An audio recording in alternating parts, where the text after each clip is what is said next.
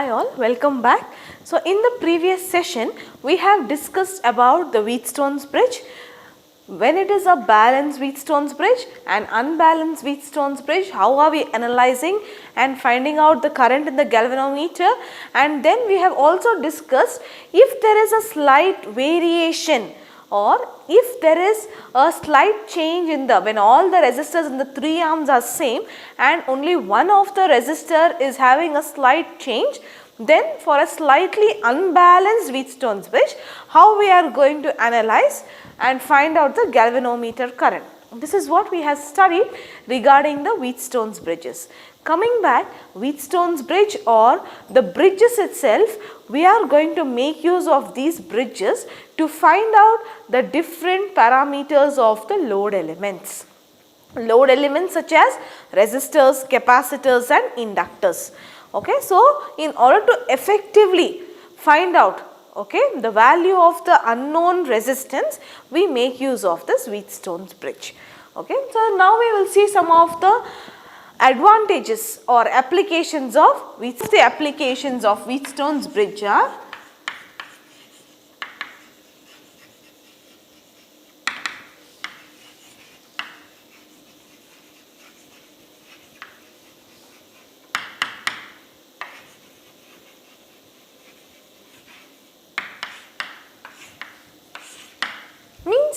the application of Wheatstone's bridges, main thing is you can find out the value of the resistors for a very high value, say up to some from 1 ohm to hundreds of mega ohms, you can find out the value of the unknown resistance. So this feature, this application of the Wheatstone's bridge is used in the fault finding in the telephone industries.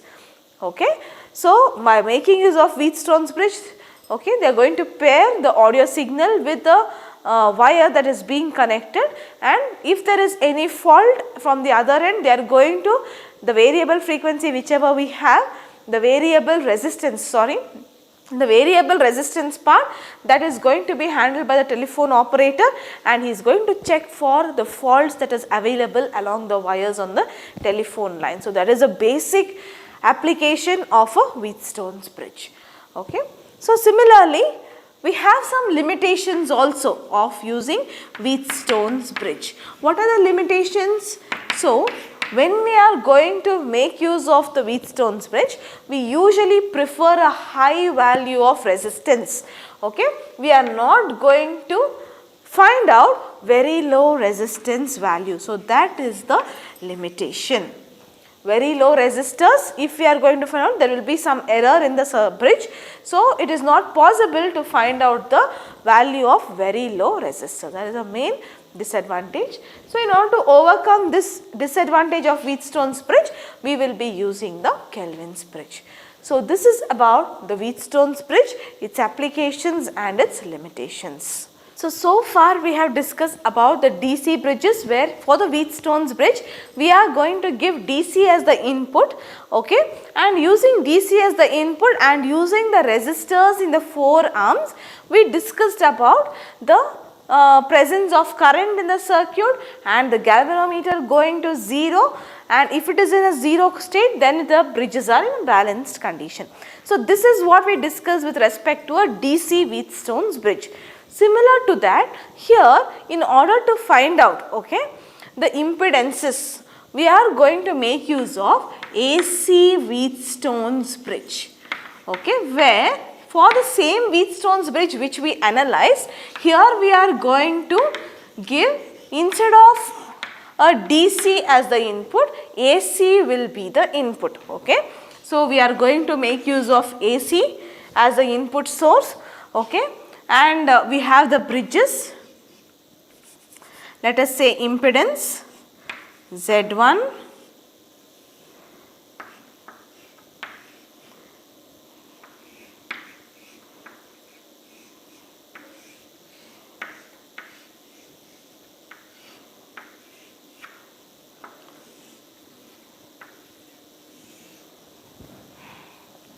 Z1, Z2, Z3, Z4 connected with respect to the AC supply. Okay. Here previously, now you can observe that instead of using resistors, we are replacing them by the impedances, unknown impedance. So, Z1 and Z2 will be the fixed impedances, whereas Z3 will be a variable impedance, Z4 will be the unknown impedance that we have to find out. Okay, instead of using galvanometer, here you can use any type of detector which detects the presence. So, like a detector such as the headphones can be used. Okay, this is the headphone as a detector. So, this is an AC bridge. Now, if you want to find out audio amplifier or RF amplifier impedances, we make use of such type of AC Wheatstone's bridge. Is it clear? So, using AC Wheatstone's bridge, we are going to find out the unknown impedances. Now, if we want to say that the bridge is balanced, okay, when do we say the bridge is balanced? When Z1 by Z3 must be equal to Z2 by Z4. So, this is the condition for the AC Wheatstone's bridge to be balanced. But observe here, it is an impedance. So, you will be having a resistive part and a reactive part in a circuit. So, when you are going to speak with respect to the balancing of the bridge, it becomes more complex since you have to tune the magnitudes as well as the phase of the impedances to be in a matched condition. Is it clear? So, we have to tune the magnitudes of Z1, Z2 as well as its phase.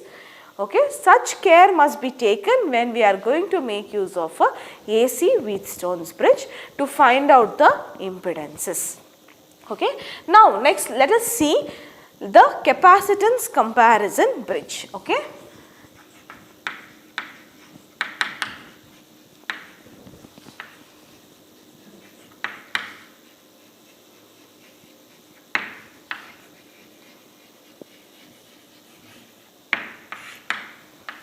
Okay, so capacitance comparison bridge means it will be like this: resistors R1 and R2 will be placed here.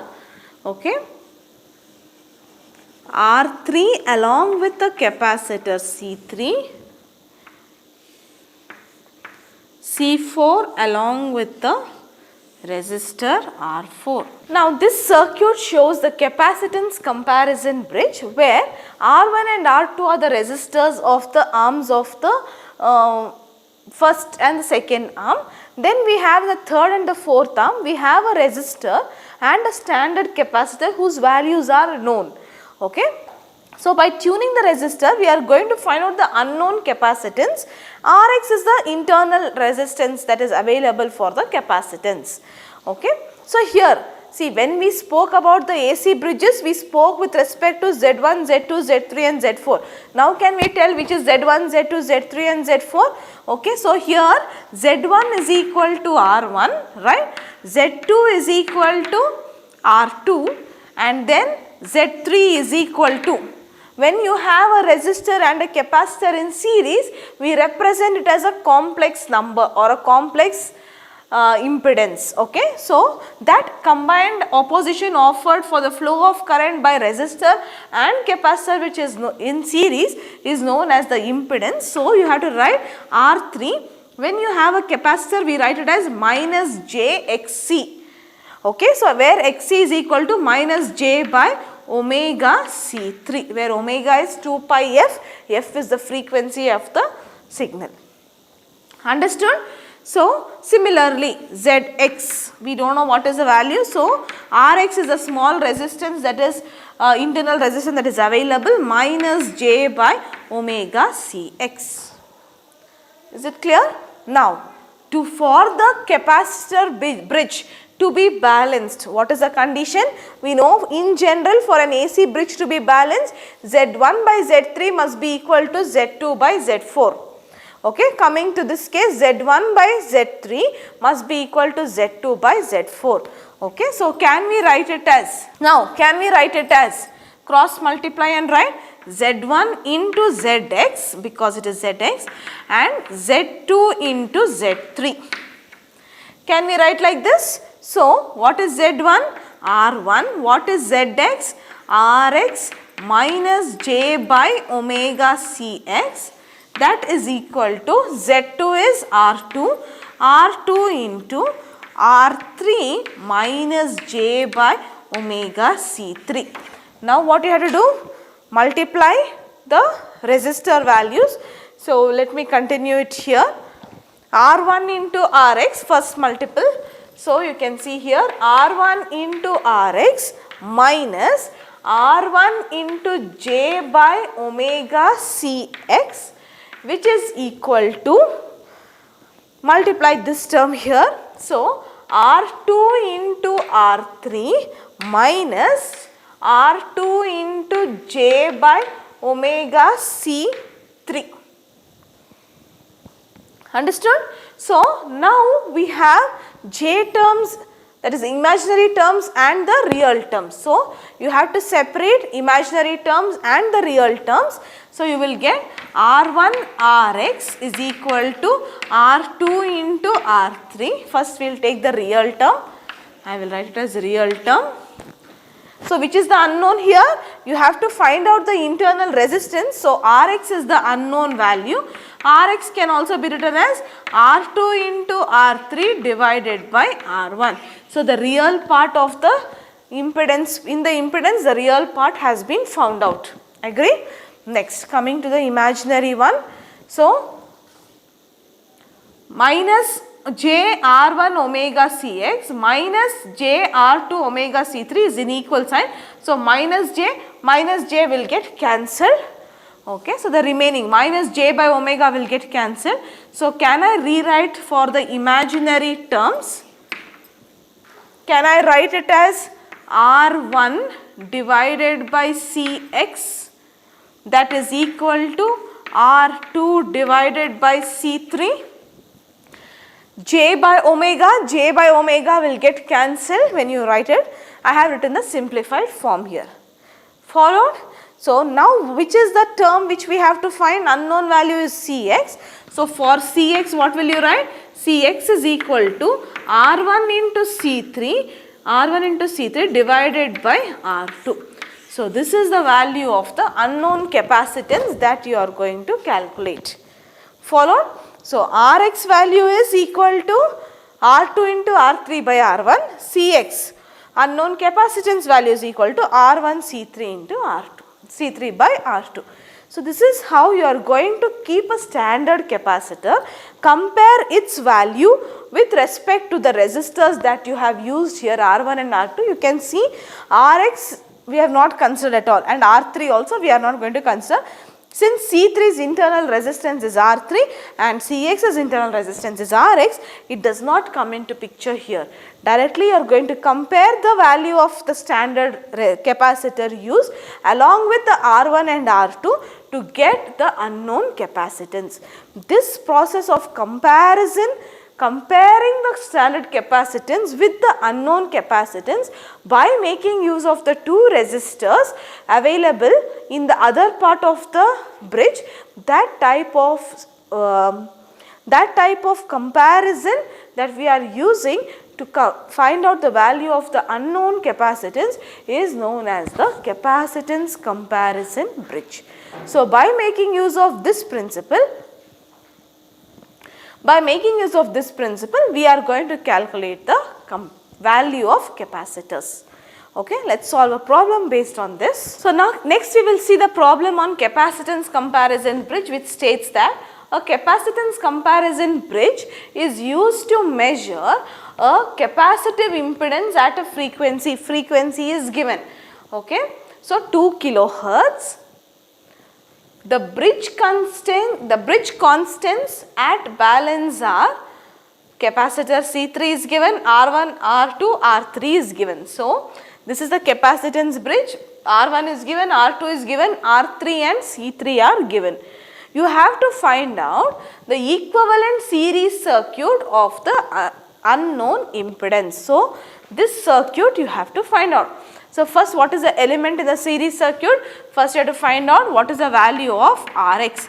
We have the formula, you should remember the formulas. So R2 R3 divided by R1.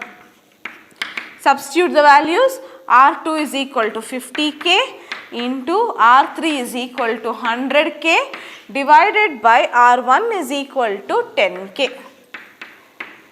Okay. So 50 into 100 will be equal to 500 kilo ohm. Understood? Directly you can substitute without using the calculator. Next, once you find Rx, next you should find Cx. For finding Cx, what is the formula? R1 into C3 divided by R2. So R1 value is 10 kilo into C3 capacitance is 100 micro divided by R2 value is 50 kilo. So find out, substitute and tell what is the value of Cx. So Rx and series, Cx should be a series circuit. So you have found out Rx, you have found out the value of Cx. Okay, this is the equivalent series circuit, unknown impedance circuit. What is the value you are getting for Cx? 20 microfarad. Kilo will get cancelled. 5 1s are 5 2s are 20 microfarad will be the capacitance Cx. So 20 microfarad and 500 kilo ohm is the series circuit of the unknown series circuit that we have to find out. Okay, so like this you have to solve the problems for capacitance comparison bridge. Now we found out resistance using the bridge circuit. Now we found out the unknown capacitance using the capacitance comparison circuit. Similar to this, we will also find out the inductance comparison bridge. Okay, next we will see the inductance, how to find out the inductance using the inductive comparison bridge. As we have seen the capacitive comparison bridge, similarly here we are going to make use of the inductance comparison bridge. So how we have seen it? R1 and R2 will be on the upper arms of the bridge. Okay. Next, here we have a detector.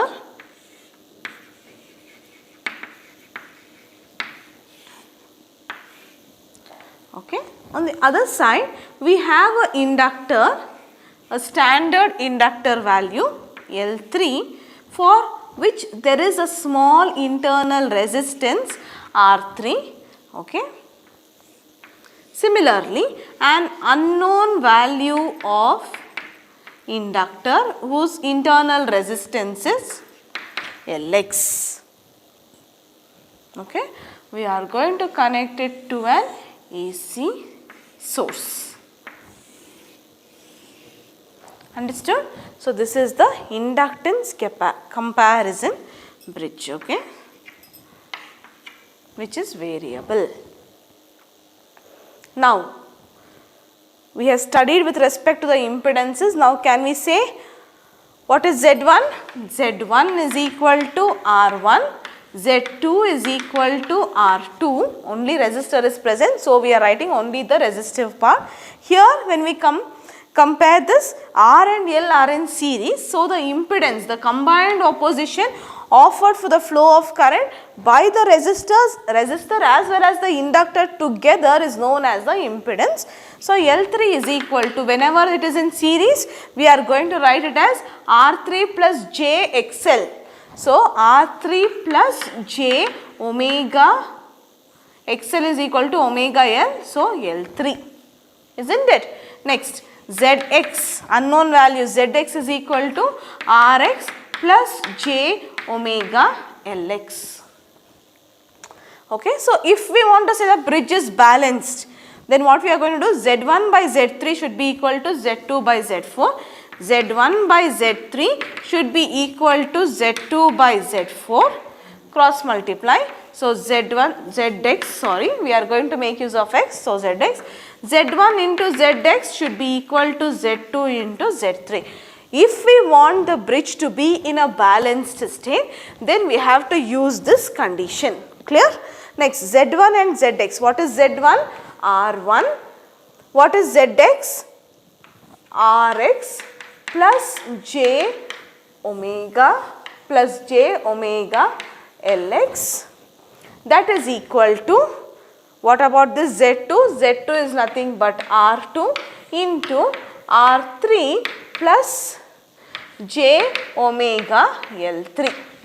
Okay, multiply the terms. So, R1 into Rx plus j into R omega Lx, R1 into omega Lx, that is equal to R2 into R3, R2 into R3 plus R2 into j omega L3 plus j R2 omega L3.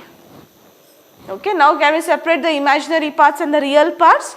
So, first we will take the value of the real parts. R1 Rx, R2 R3. So, R1 into Rx is equal to R2 into R3, which is the unknown value we have to find out here. It is the Rx.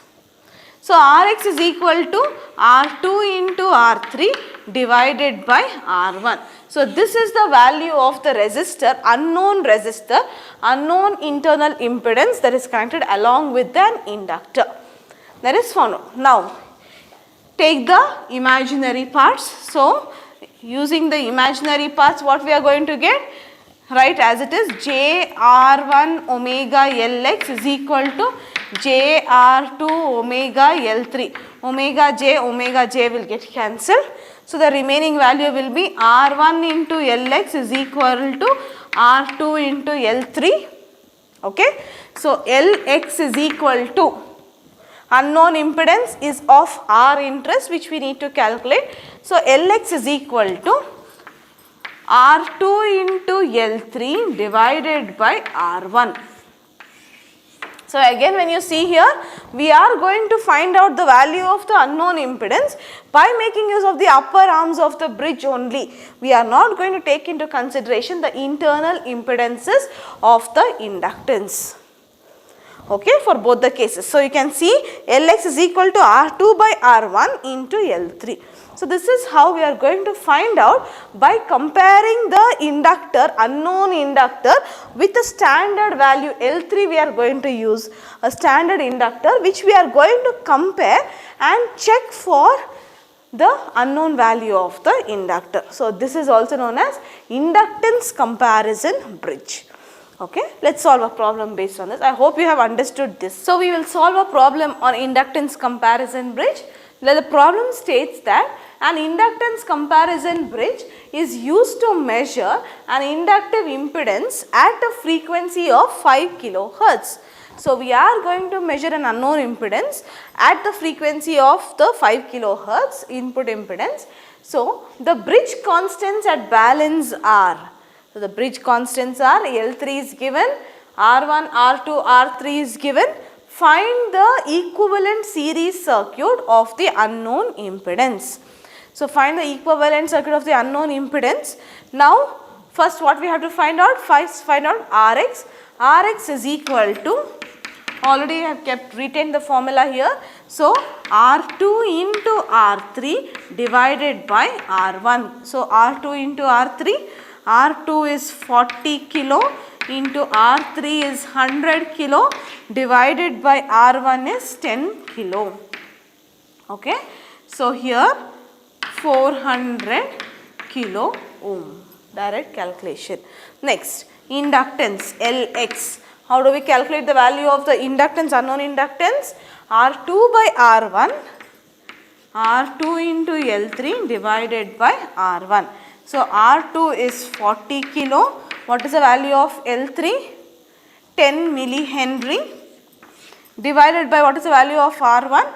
10 kilo. So, 10 kilo will get cancelled. So, it will be equal to 40 millihenry. So, you should find the equivalent series circuit. Equivalent series circuit means internal resistance with the inductor Rx into Lx. So, what is the value of Rx? 400 kilo ohm and Lx is equal to 40 millihenry. So, this is the equivalent series circuit of the unknown impedance. Understood? The inductance comparison bridge. So, this is a problem related to the inductance comparison. Now, using the bridges we found out the resistance, okay, using Wheatstone's bridge. Next, we found out the value of the other value, that is other parameters such as the inductance using an inductance comparison bridge. The value of a capacitance was found out using the capacitive comparison bridge. These are all the bridges we have seen. By making use of these bridges, we found out the different terminologies that we are going to make use of. Okay. Now, if you want to find out the frequency, unknown frequency has to be found out. So, for finding out the unknown frequency, we will be making use of another bridge, and that bridge is known as the Wien's bridge. Okay. So, in case of this Wien's bridge, what is special, that is how we are going to use a Wien's bridge to find out the frequency is, we are going to have a series, that is a R and C circuit, a series R and C circuit, and the adjoining arm, wherever we are having a series R and C circuit, we will be having a parallel R and C circuit. It will go like this. So, let us say R and C are in series in this arm. So, the adjoining arm we will be having an R and a C in parallel. Okay. The other two resistors. So, this is the formation of the Wien's bridge. So, for the Wien's bridge, in between we will be having a detector.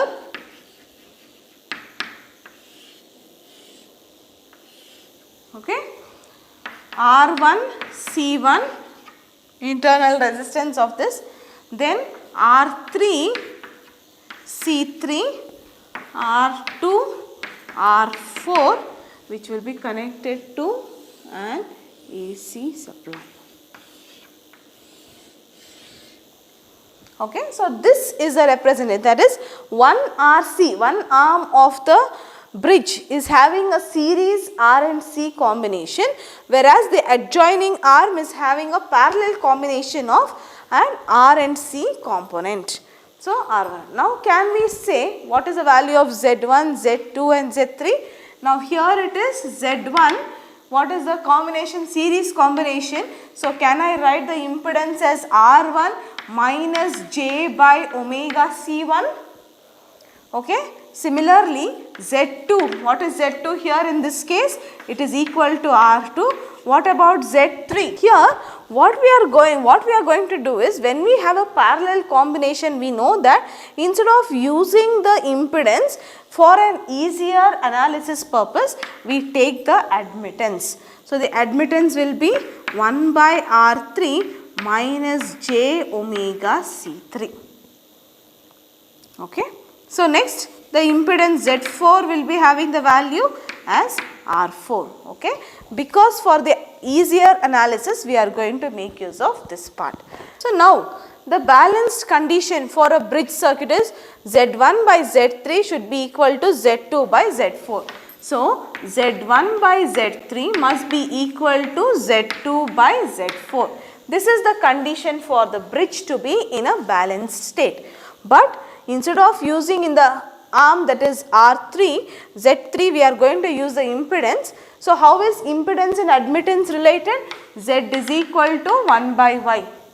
Okay, it is inversely impedance is the inverse of admittance, admittance is the inverse of impedance. So, by making use of Y3 here, let us say Z1 into Y3, 1 by Z is there. So, we can we write it as Y3 directly, okay, into Z4 will be equal to Z2. Can we write it like this? Z2 is equal to Z1 into Z4 into Y3, okay. So, we will find out in terms of that. So, Z2, what is the value of Z2? It is nothing but it is equal to R2, and then what about Z1? Z1 is R1 minus J by omega C1 multiplied by what is Y3? 1 divided by R3 minus j omega C3 multiplied by Z1 is over, Z1 is over, Y3 is over, Z4. Z4 is nothing but R4. Can we multiply now? So, R2 is equal to, first you multiply R4 with R1, okay. R1 into R4 minus J R4 divided by omega C1, this multiplied by 1 by R3 minus J omega C3. So, this is the equation. One more thing, when we take the impedance here, 1 by R3 minus J omega will become plus J omega C3. So, we will use the same now, plus J omega C3. Okay. So, now what will happen here?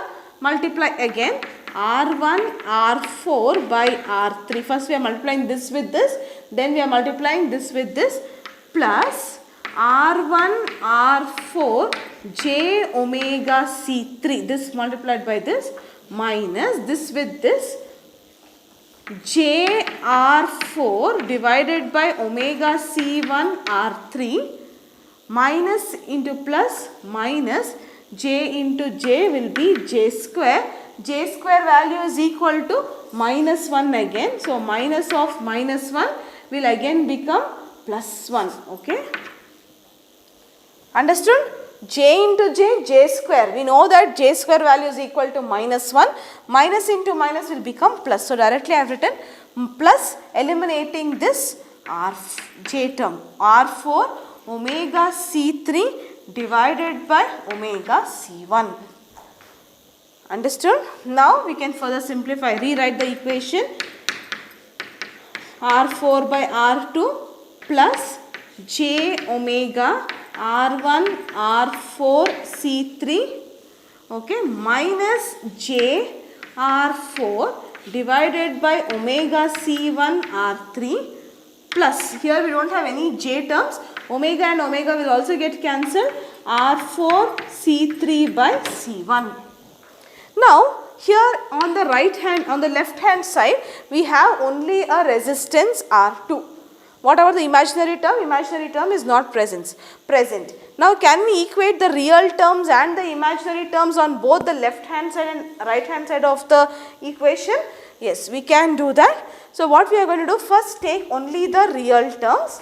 Okay, taking only the real terms, what we are going to write it here. Taking only the real terms, what we are going to get, R2 is equal to, only the real terms have to be taken, R1 R4 by R2, this is the real term, J is present, so it will become an imaginary term. So, plus the remaining term is R4 C3 divided by C1. Okay, see if we can take any constant, only R4 can be taken out, the remaining equation you can write it as it is. Okay, so you can also write R2 by R4 here. So, take out this common here, can we write it as R2 by R4, take the R4 as common, R2 by R4 is equal to R1 by R2 plus C3 by C1. R2 by R4 is equal to R1 by R2 plus C3 by C1. So, this is the value that we are going to find out the resistors from the real parts. Now, can we equate the imaginary parts? Equating the imaginary parts, what we are going to get now? Imaginary is, here what you have in the imaginary part, it is equal to 0. Since we do not have any imaginary terms, it is equal to 0. J omega R1, you can eliminate this J term, you can write it omega R1 R4 C3 minus R4 by omega C1 R3. Okay, next. See, since we have a 0, can we bring the equation, this part of the equation to this side?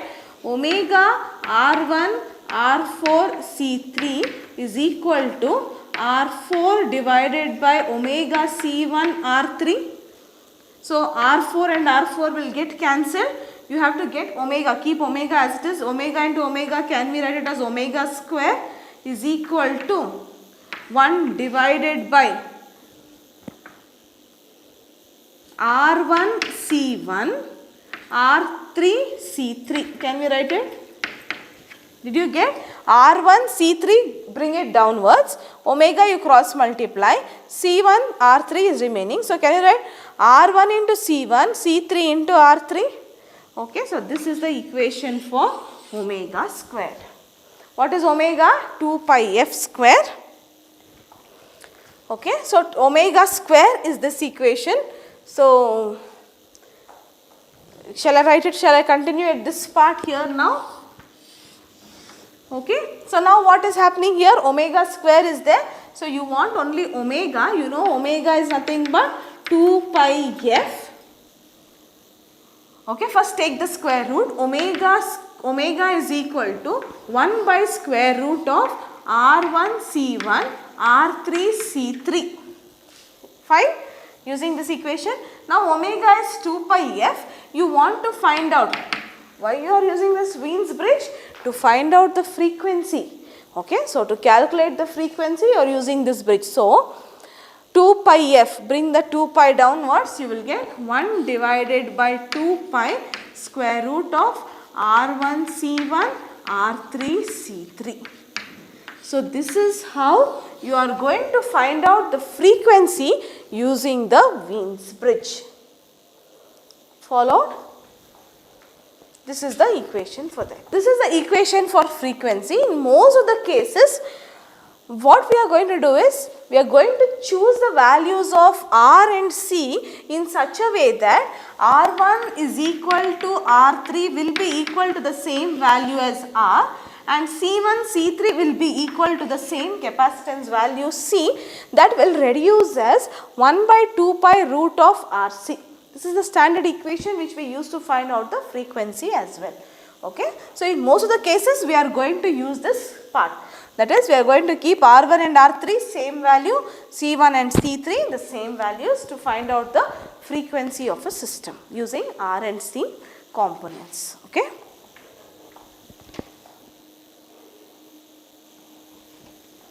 So, this bridge, okay, Wien's bridge is usually used to find out the audio frequency range. It is used to find out the audio frequency.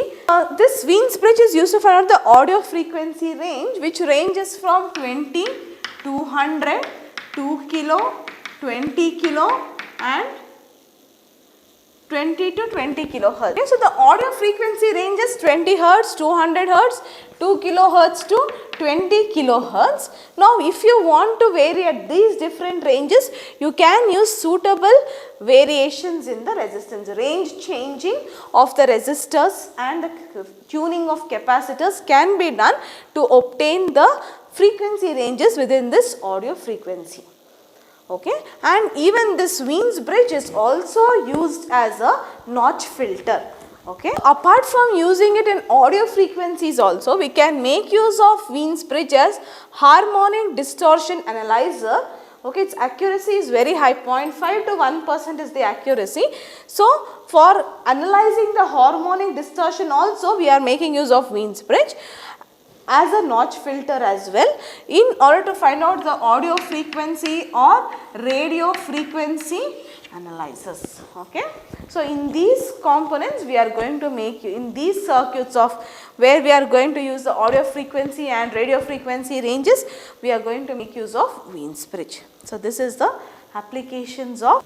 So, the problem under Wien's bridge is, a Wien's bridge circuit consists of, the specifications are given. They have asked us to calculate the frequency of the circuit. See, if only if they ask you to find out the resistance, then you can find it out.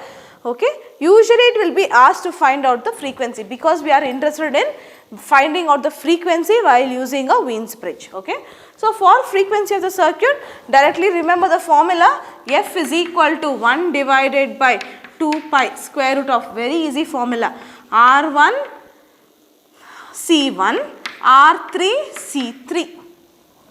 R1 C1 R3 C3, use the formula, substitute the values, 1 divided by 2 pi into square root of, R1 is 4.7 kilo multiplied by C1 is 5 nano multiplied by C3 is 10 nano multiplied by R3 is 10 kilo. Substitute, find out and tell what is the. So, 3.28 kilohertz or something you are going to get.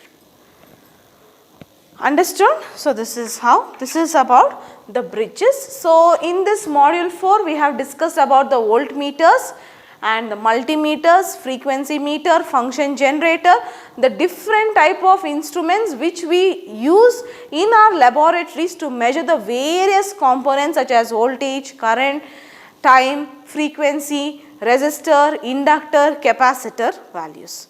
Okay, so this is about the module 4. Thank you.